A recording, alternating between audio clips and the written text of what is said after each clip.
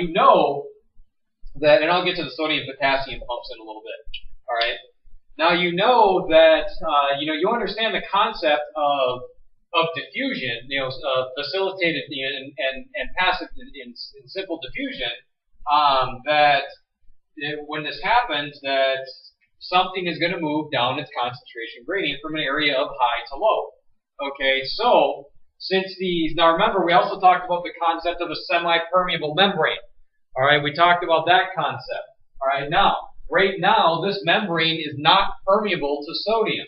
All right, yes, there are sodium gates present within this nerve cell, within this axon, but since the gates are closed, sodium cannot leak into the cell. All right, but potassium gates are left cracked open slightly. All right, so as a result, potassium ions are going to move. All right, and as you remember, your basic laws of diffusion. All right, again, these potassium ions are going to move down their concentration gradient from an area of high to low. Okay, so since there's more potassium inside the cell, it's naturally going to leak out. Okay, and there's potassium ions all over the place in here. All right, so potassium is going to leak outward. All right, out of the cell. Remember, we would call that an efflux of potassium. It's moving out of the cell. All right, now remember, you see a positive charge here. Okay, you see a positive charge here. All right, every time a potassium ion leaks out, the inside of the cell becomes more negative. All right, the inside becomes more negative.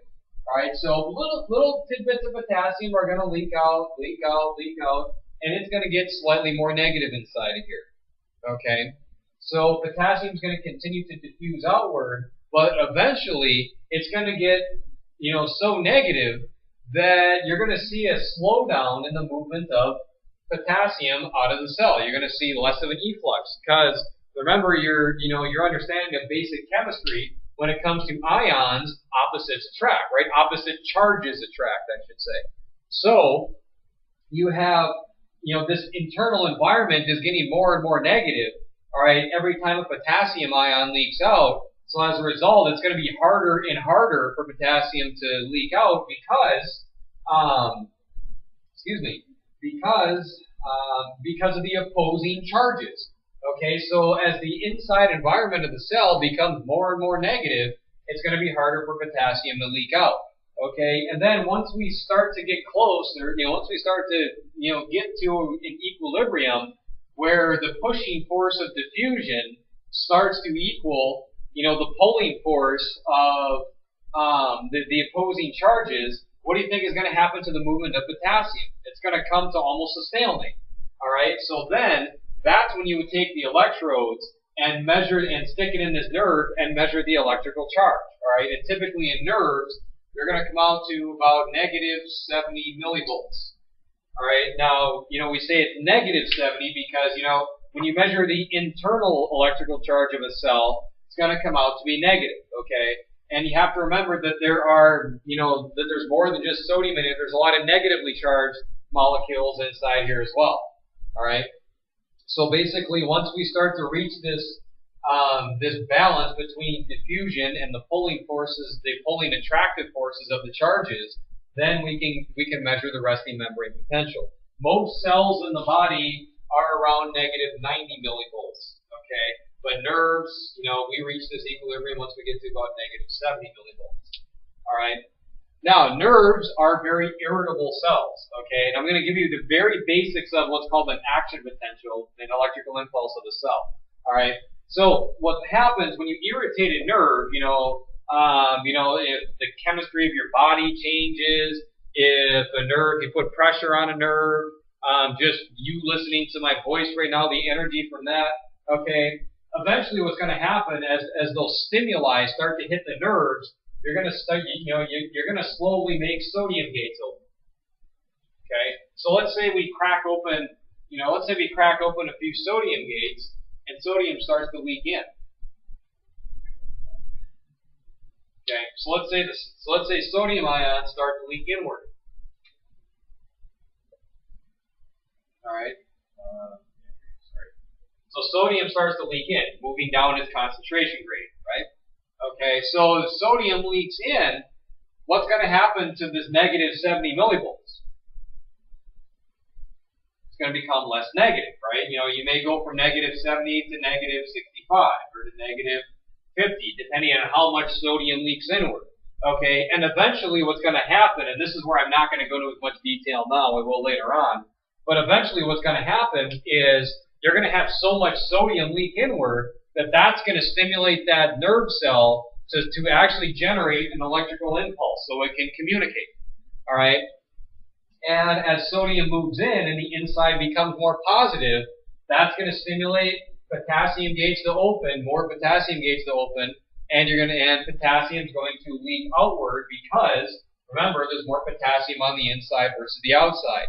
And also, as the internal environment gets more positive, that's also going to force potassium outward as sodium gates close. Okay, because typically what happens, sodium gates open, a little bit of sodium leaks in, and then they close really fast, and then potassium gates open, and then potassium is forced out. Okay, so now what happens what's going to happen here is you're going to have, let's say we increase the amount of sodium in here. Oh, I don't know. Let's say 10 sodium ions moved in here. Okay, so now we have 132 on the outside, and now we have 20 on the inside. Okay, then just keep it with this here. So, and we'll say 10 potassium ions move out. All right, so now we go to 130 and 14. Okay, now, excuse me. All right, so now we're not going to be at a resting membrane potential now because we're not at the numbers we need to be. Okay, there's not enough sodium on the inside of the cell. There's too much on the outside, and I meant potassium. There's not enough potassium on the inside, and there's too much sodium on the inside. Okay, well, like I said, these gates don't stay open for long, so you just see minor changes in the concentration, but still enough to make a difference. So now this cell, in order for it to send an electrical impulse again, it kind of has to reset itself. When I say reset itself, it has to pump that sodium back out and the potassium back in, okay, so it can reach those concentrations, those resting concentrations, to get back to that electrical charge, okay. Nerves have a hard time or may not even be able to send impulses and signals if they don't reset themselves. All right, so then this is where the sodium-potassium pump comes in, the active transport that I was talking about. Okay, so what's going to happen then is now in order to go back to the 142 sodium ions on the outside and 10 on the inside, okay, and then vice versa, the 4 potassium on the inside and the 140 4 on the outside, 104 on the inside.